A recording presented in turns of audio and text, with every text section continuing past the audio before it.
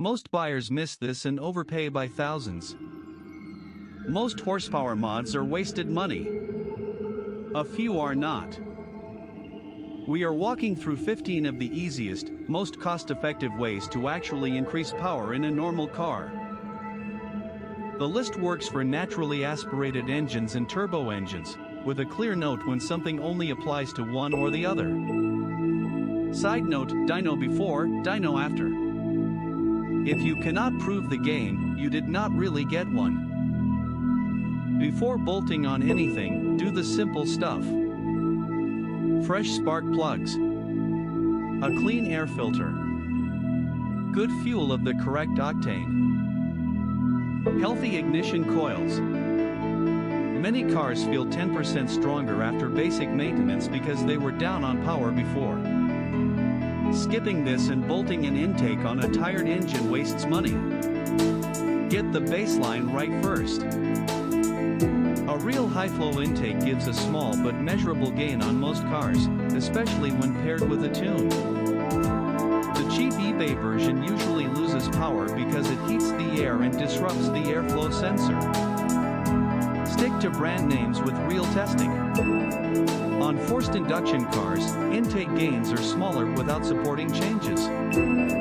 On naturally aspirated cars, the sound improvement is sometimes bigger than the dyno gain. That is fine if you are honest about it. One extra practical note for sport bikes: build a small buffer into every car decision. Buffer money for first-year fixes, buffer time for inspections, and buffer patience for finding the right example. The buyer who walks away 3 times before saying yes usually ends up with a car that makes them happy for years. The buyer who buys the first thing they see often spends the next year fixing it. Not glamorous advice. Very effective. One extra practical note for sport bikes: build a small buffer into every car decision. Buffer money for first-year fixes, buffer time for inspections, and buffer patience for finding the right example. The buyer who walks away 3 times before saying yes usually ends up with a car that makes them happy for years. The buyer who buys the first thing they see often spends the next year fixing it. Not glamorous advice. Very effective. A good exhaust system reduces back pressure slightly, sounds better, and can give a small power gain. The bulk of the experience is sound, not horsepower. Avoid loud junk that drones on the highway.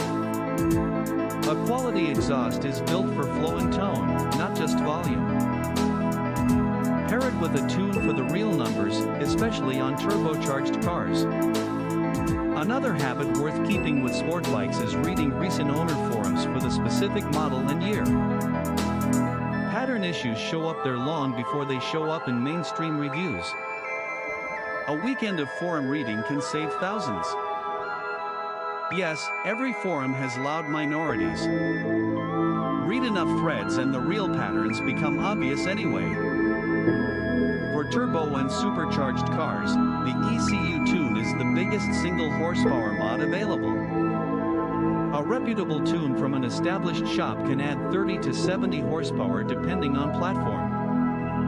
The BMW S 1000RR platform may or may not support major gains depending on engine. Always pick a known shop. Never run a free internet tune. A bad tune can destroy an engine in one drive. Use 91 or 93 octane fuel as required by the tune. I would also keep a tiny notes file for sport bikes, prices in your local market, examples you saw and skipped, mechanics who return calls, and any quirk you spotted on test drives. By the 3rd or 4th car you look at, that file becomes more useful than any review online, because it reflects your real area and your real budget.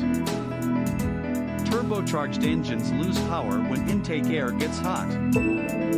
A bigger or more efficient intercooler keeps charge temps down, which lets the engine make consistent power on long pulls. On stock power cars, the gain is small. On tuned cars, it is significant. This is one of those mods that pays off most when combined with a tune airflow intake. One extra practical note for sport bikes: build a small buffer into every car decision.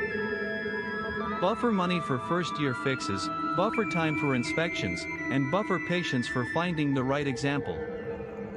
The buyer who walks away 3 times before saying yes usually ends up with a car that makes them happy for years. The buyer who buys the first thing they see often spends the next year fixing it. Not glamorous advice. Very effective. On many turbo cars, replacing the restrictive stock downpipe unlocks meaningful gains, especially with a tune. Be aware of emissions law in your area. A catless or test pipe downpipe may be illegal on the street. A high-flow cat version exists for many platforms and stays legal in many regions. Always check local rules before installing. Another habit worth keeping with sport bikes is reading recent owner forums for the specific model and year. Pattern issues show up there long before they show up in mainstream reviews.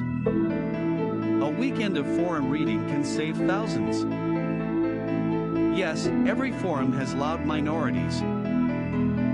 Read enough threads and the real patterns become obvious anyway. Higher octane fuel allows more aggressive ignition timing. On cars designed for premium fuel, using regular costs power. On heavily tuned cars, larger injectors, a better fuel pump, or both become necessary to deliver enough fuel for the boost. Skipping fueling on a tuned car is how engines die. The most exciting graphs come from properly fueled cars, not from squeezing more boost out of stock fuel hardware. I would also keep a tiny notes file for sport bikes, prices in your local market, examples you saw and skipped, mechanics who return calls, and any quirk you spotted on test drives. By the 3rd or 4th car you look at, that file becomes more useful than any review online, because it reflects your real area and your real budget. On supercharged platforms, a smaller crank pulley or larger blower pulley spins the supercharger faster, increasing boost. Combined with a proper tune, gains can be substantial. This requires supporting fueling and good belt tension. Without a tune, this is not safe. With a tune, it is one of the cleanest mods on supercharged engines. One extra practical note for sport bikes: build a small buffer into every car decision. Buffer money for first-year fixes, buffer time for inspections, and buffer patience for finding the right example. The buyer who walks away 3 times before saying yes usually ends up with a car that makes them happy for years. The buyer who buys the first thing they see often spends the next year fixing it. Not glamorous advice. Very effective. For platforms that support it, an upgraded turbo can move a car into a different category of acceleration. This is no longer a beginner mod. It usually requires a serious tune, fueling support, intercooler, exhaust, and a careful break-in. The result is impressive. The cost and complexity are too. Reserve this for owners who already understand their car well. Another habit worth keeping with sport bikes is reading recent owner forums for the specific model and year. Pattern issues show up there long before they show up in mainstream reviews. A weekend of forum reading can save thousands. Yes, every forum has loud minorities. Read enough threads and the real patterns become obvious anyway. You cannot add power for free, but you can effectively gain it by removing weight. Spare tires, sound deadening, heavy aftermarket parts, and unnecessary cargo all matter. Power to weight is what feels fast, not horsepower alone. A car that loses 100 pounds feels meaningfully quicker without a single engine change. This is the cheapest mod on the list, and the most ignored. I would also keep a tiny notes file for sport bikes, prices in your local market, examples you saw and skipped, mechanics who return calls, and any quirk you spotted on test drives. By the third or fourth car you look at, that file becomes more useful than any review online, because it reflects your real area and your real budget. For real horsepower gains, maintenance first, then tune-led mods, then supporting hardware. Avoid placebo bolt-ons that look loud but do nothing. The BMW S 1000RR platform rewards a thoughtful build, not a shopping spree. 15 mods are plenty. Pick 3. Do them well. Drive the result. What is the best horsepower mod you have ever done, dollar for dollar? Comment below.